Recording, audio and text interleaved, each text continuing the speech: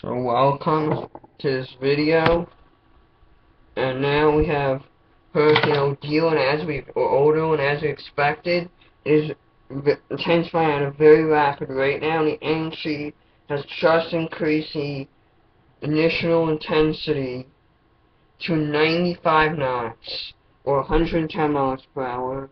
That's significant given that it was only 55 knots at this time yesterday, and that's now 40 knots in a 24-hour span.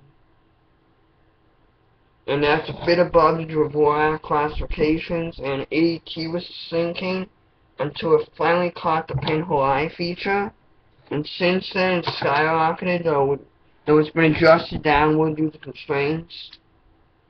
But still, the latest raw AET values at 6.1, a low-end category 4 strength. They've classified this with a pinhole eye, and I think it's starting to develop one, at least for now. The dreaded pinhole eye, obviously that Hurricane Wilma had, and we all know what happened there. This hurricane's in a very favorable environment. There's very little wind. There's next to no wind. There's pretty much no wind shear. It's going to have very warm waters to deal with for the next 36 hours until it reaches the Baja California Peninsula. So it's probably reasonable to expect 12 more hours of 12 to 24 more hours of additional intensification before the inner core starts fluctuating, and/or it starts encountering some drier air, which shouldn't be a significant problem. Though will likely stop this rate of intensification it is undergoing. The Hurricane Hunter aircraft will be en route to investigate this hurricane as it nears the Baja California Peninsula tomorrow, and it's probably likely to land on Monday. If it does, or Tuesday, or early next week, probably there's some uncertainty because of the way the peninsula is shaped. There's a lot of when any wobble could lead to significant timing errors in track, in the timing and possibly even the strength of landfall. Because right now the guidance has drastically shifted northeastward over the past 24 hours. And it took a few advisories for the Hurricane Center to catch up, but they finally did it this cycle. And now they're bringing very close, almost very close to the peninsula in about 36 hours before I have it moving offshore near Guajaro Negro in 72. The things that this hurricane will be hitting pretty much near nothing, probably. Closest town is going to be Puerto San Carlos. I think it'll remain a little bit south of that. We'll probably get to northern Iowa and go for even more south to the whole Cabo.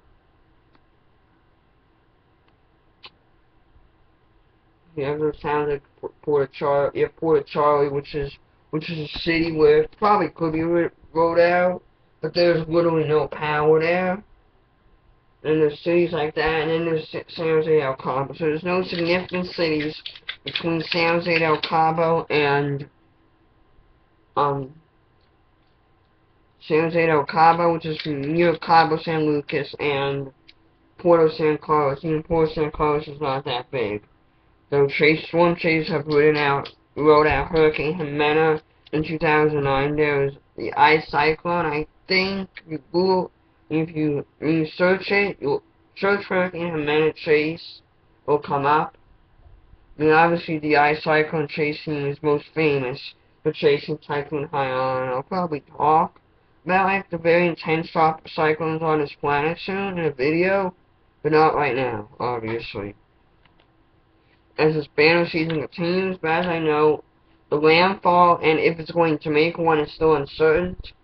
But now, as I expect, the ANTIAS declared hurricane warnings for the peninsula. The hurricane warning extends from Cabo to Santa Fe, which I think is a little north of Puerto San Carlos, to my knowledge. I've never really heard a reference outside of Watson warnings, so it's a little bit surprising that they have a breakpoint there. I think the Mexican watches, the warnings are a little weird, but it's only a But as a whole, this area is sparsely populated. That's the good news, if there's any at all. Anyway, there's still a hurricane watch along the eastern side and tropical storm warning, and they've extended up to Cabo to La Paz in the area north of it. I think it's La Paz to, I think, Lorento, or San Luis.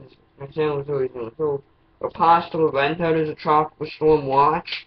I think further up to around, I'd say probably around Porto, probably around the San Ignacio or the Porto, Abugiros Park.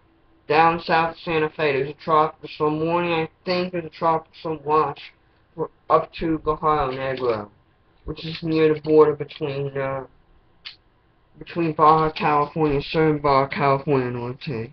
And then, in addition, there's tropical depression 16 that currently has winds of 30 knots, and it's really making a last-ditch effort to become a tropical storm, but TFB and SAB refuse to go any higher than 1.0, which suggests the system has no business being a tropical cyclone. It's going to come down to ASCAT. If they find gale force winds, it'll be upgraded. If not, it won't. So, I mean, over the last few days, we thought it was like, oh, it's the last chance. It's the last chance, but once again, the system has not quit, and I greatly appreciate its effort.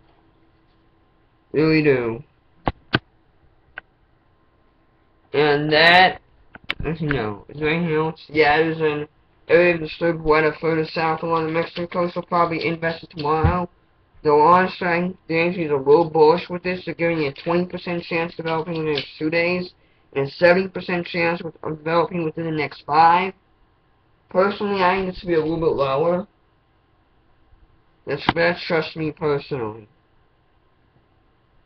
That's because it's uncertain to see how much it will develop due to its close proximity to the Mexican coast. But really, most of the models, with the exception of JFS, keep it offshore. They don't do a whole lot with it. With that said, there are very little inhibiting factors. With this, really, it has a convective Kelvin wave support still. The same one that has aided the explosively rapid intensification that Odile is going through. So it's going to be interesting to see, but I think the main story right now is Hurricane Odile, which will likely, let's talk a little about the intensity, because I've been neglecting that. So right now, a lot of ET values should be at 7.0. They'll probably come down again before coming back up. And eventually, it's the opposite of normal because of the way Dvorak and south constraints, and because the system took so long to intensify, and because it got a 4.5 at 12 UTC time, rather than that would allow it freedom to go to 7.0. In Amanda and Christina's case, Dvorak could only, since he gave it a 4.0, could only peak at 6.5. That will come huge. And then also the way Mary's upgrade to a Category 5 a bit.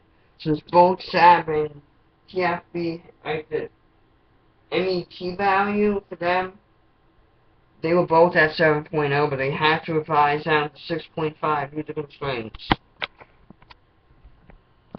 So that will become crucial if the system wants to become a Category 5. If it does so, it will become the second Category 5 of the hurricane season.